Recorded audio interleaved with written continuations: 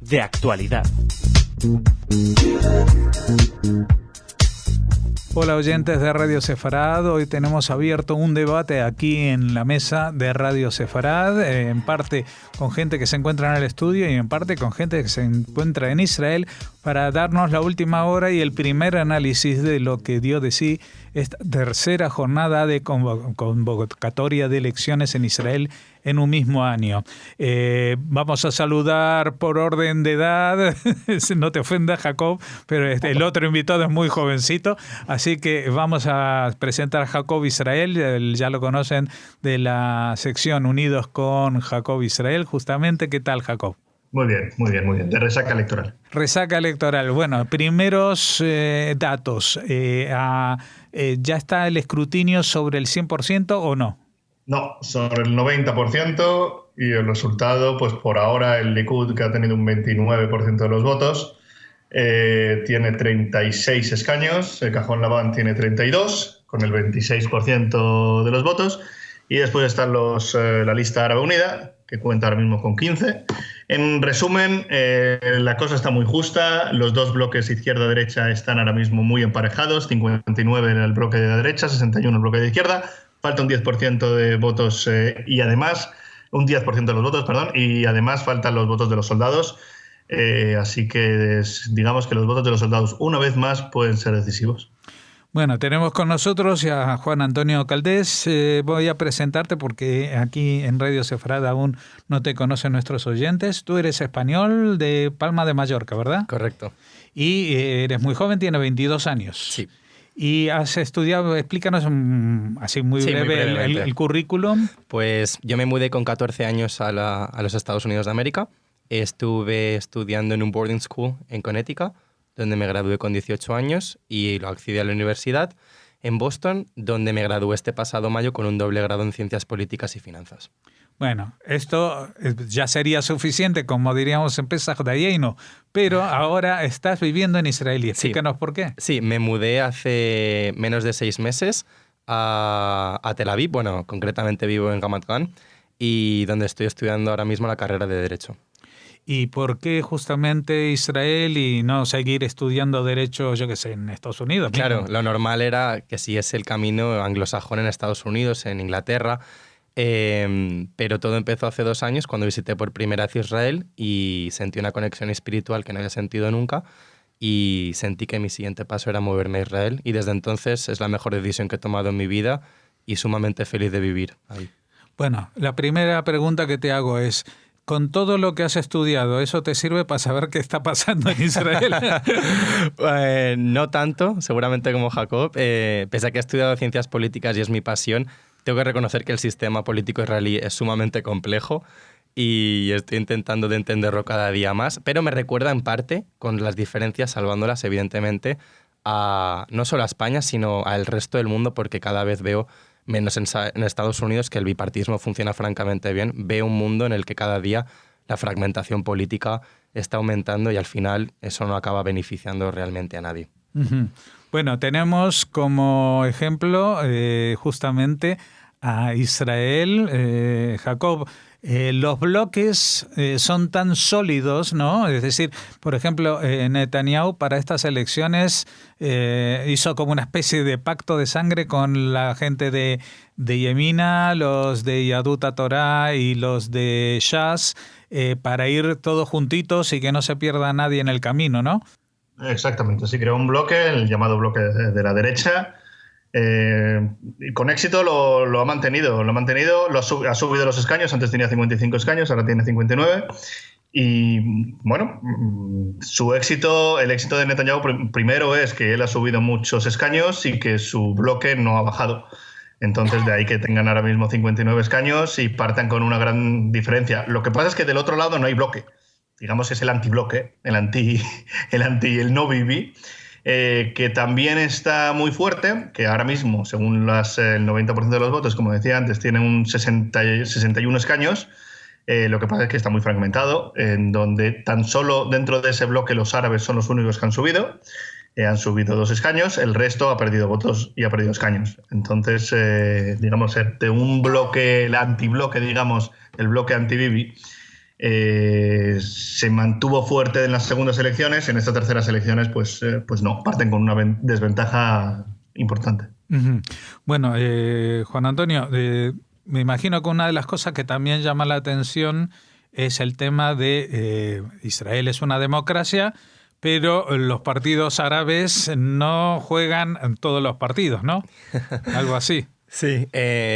Bueno, y tengo que decir, a lo mejor también desde mi experiencia personal, por lo que estoy viviendo desde que me mudé a Israel, que es una democracia plenamente consolidada y muy bien fundamentada. Es verdad que no es la democracia perfecta, ni mucho menos. Yo no creo que ninguna democracia sea perfecta, pero creo que es importante también situarlo todo y darnos cuenta que en un eje como Oriente Medio, que es clave en el mundo, Israel representa, aparte de la democracia bien asentada, pues que es un país en el que se respira en gran medida libertad. Es verdad que hay medidas que se podrían criticar, en las que podríamos entrar luego, sobre la que propuso en su momento Netanyahu de poner las cámaras en los colegios electorales en distritos árabes, cosa que evidentemente yo personalmente a título personal no comparto, pero lo que está claro es que es el 20% de la población, 20% de la población que puede votar, puede servir en el Parlamento, pueden ser jueces y en gran medida pues forman un papel fundamental en la democracia israelí. Uh-huh. Jacob, los árabes israelíes son el 20% de la población, pero nunca llegan, ni siquiera con la lista árabe conjunta, cuando le va bien, a ser el 20% de los escaños. ¿Qué pasa ahí? De hecho, es la mitad. Han subido mucho, pero no llega. Bueno, pues ahora mismo me estoy metiendo en la página web oficial de novedad, pero no llegan al 13% de los votos, siendo, como tú decías, algo menos del 20%. Es verdad que hay cierta apatía dentro del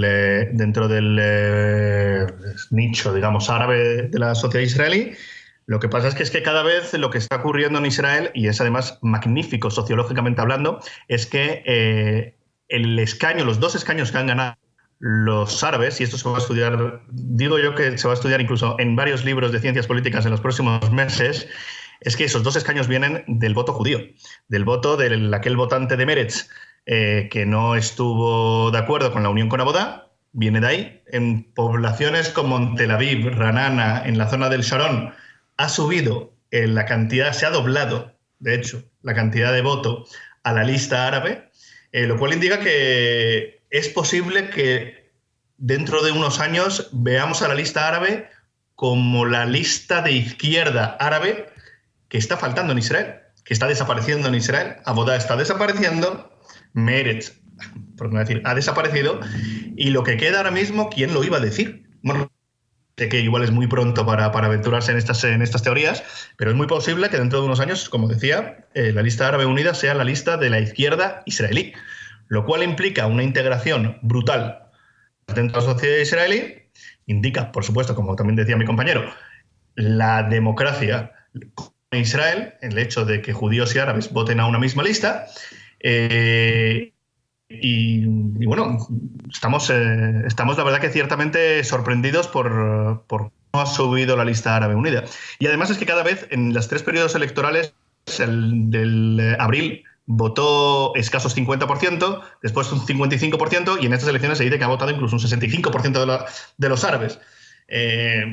Cada vez más aumenta la participación, eso es bueno para el país, eso es bueno para la sanidad democrática, así que todos contentos, la verdad. Uh-huh.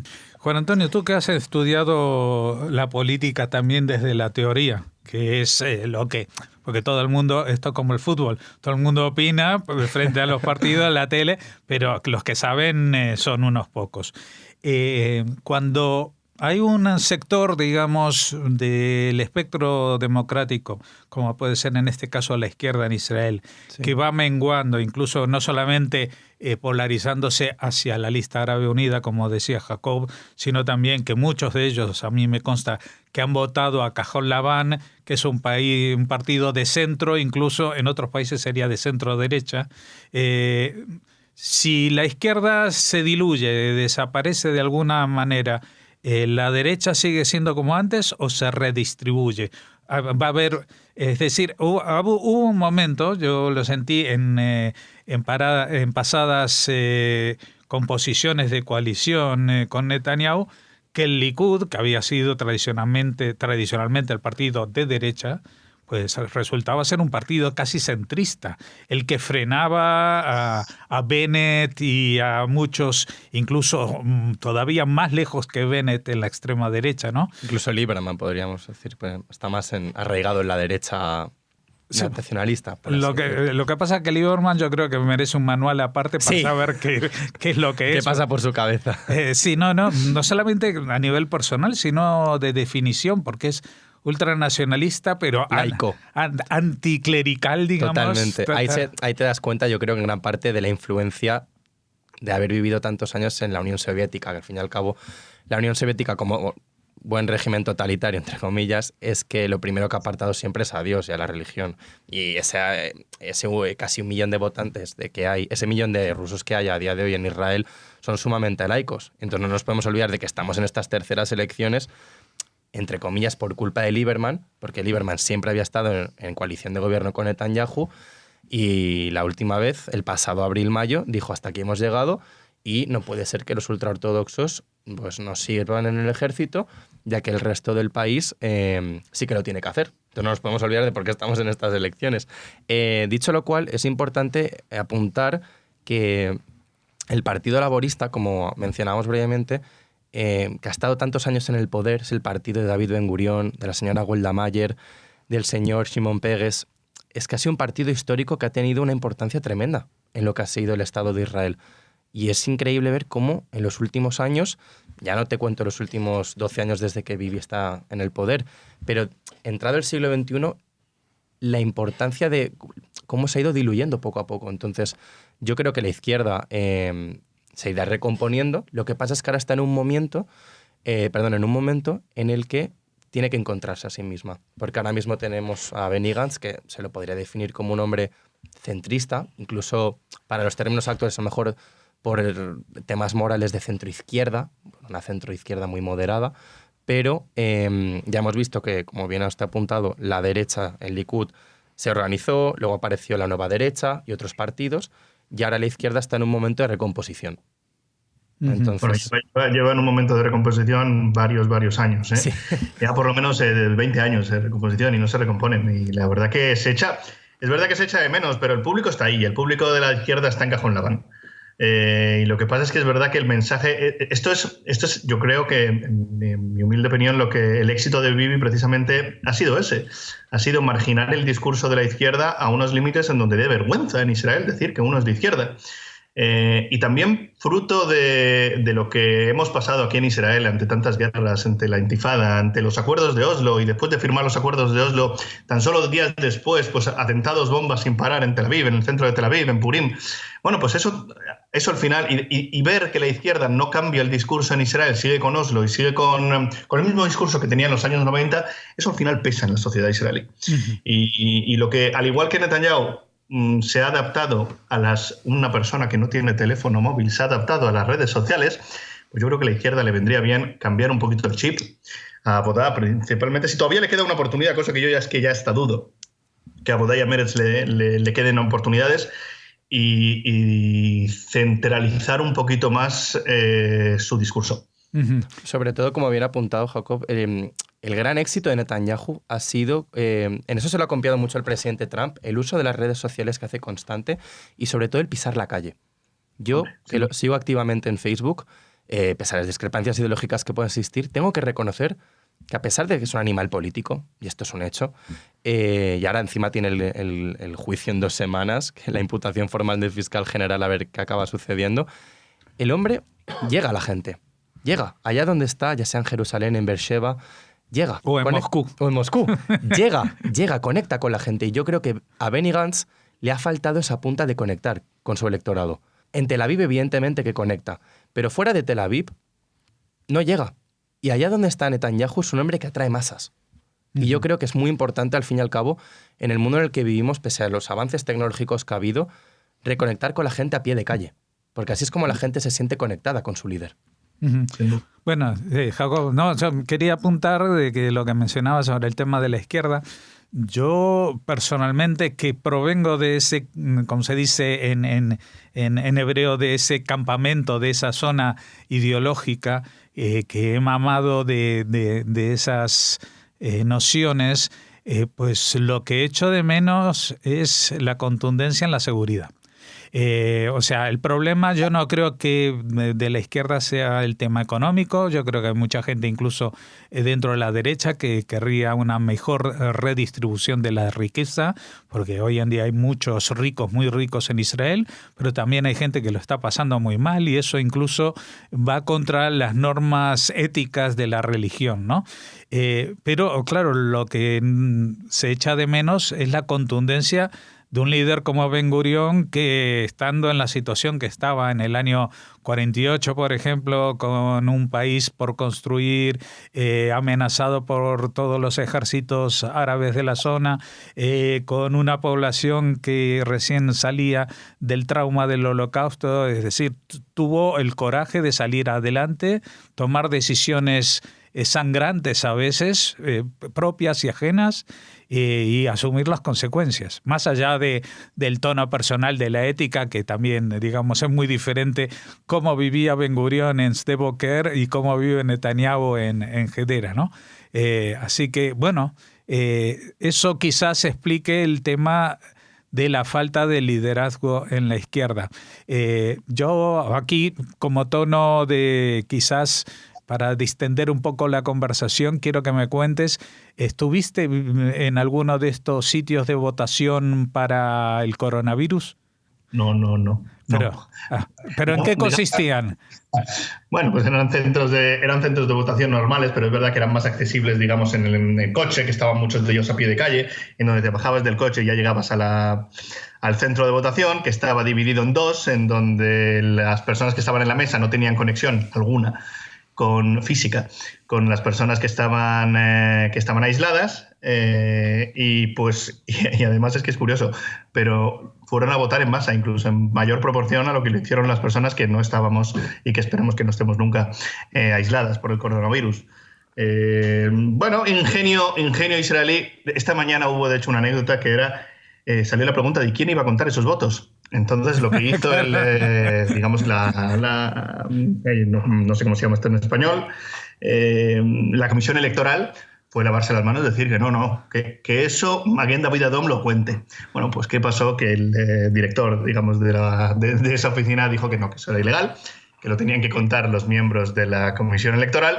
Y bueno, pues va a ser lo último en que van a contabilizar esos votos. Creo que fueron 5.000 creo que fueron 4.500 de los 5.500 que estaban llamados a las urnas y que están aislados ahora mismo en Israel. Todo por la maldita costumbre de chuparse el dedo para pasar un papel después de otro, ¿no?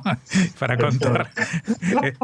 Eso sí que sería peligroso. Juan Antonio, tú vienes de fuera, vives en Israel, ya nos has hablado un poco de las impresiones que da vivir en un país así, que es diferente, pero las movilizaciones para unas elecciones también fueron.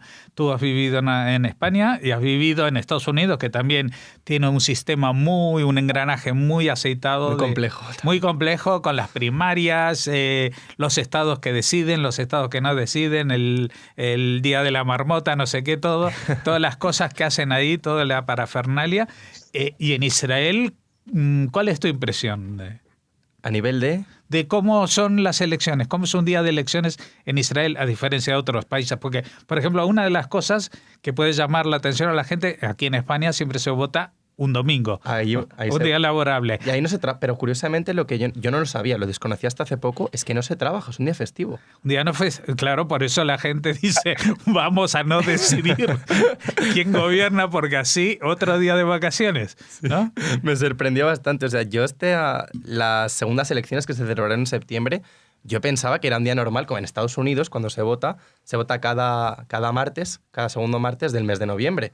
Día normal, la gente trabaja y va a votar pues, a la hora de comer, a la hora del trabajo. Claro, va a votar y ya está. Aquí es un domingo, día festivo. Pero ayer, claro, yo esperaba, me sorprendió gratamente el hecho de que qué maravilla, ir a votar y después tener todo el día libre, irte a la playa, irte a dar una vuelta. Curiosamente ayer, lo ha apuntado Jacob antes. Pero no des ideas, por favor, no, Juan Antonio, no des ideas, que siga siendo un día festivo. No, por supuesto. No demos ideas. Pues ya lo podríamos copiar de España en un día laborable, en un martes. Bueno, yo doy otra idea, que aparte del Shabbat exista el domingo, que creo que hay mucha gente que también lo propone, que haya 2 días de descanso el fin de semana, cosa que en el mundo civilizado, ya ni digo occidental, civilizado, todo el mundo tiene 2 días. Está muy bien que los judíos inventaron un día de descanso, pero ahora han pasado 5.000 años, ya conviene acoplarse avanzar un poco. Yo voto a ese partido, yo voto a ese partido que lo proponga. ¿Ves? Pero no paran de proponerlo y al final no sale. Bueno, hoy en día salen también partidos que, por ejemplo, hay un partido, no sé si seguirá vigente, que solo se presentó para legalizar la marihuana. Claro. Si no voy mal. Entonces yo creo que ya hay partidos para todos, de que no nos tendría que extrañar. Por eso hicieron esta ley del filtro al 3,25. Que es muy alto, ¿eh? Aquí en España es mucho menor. Sí, en España es del...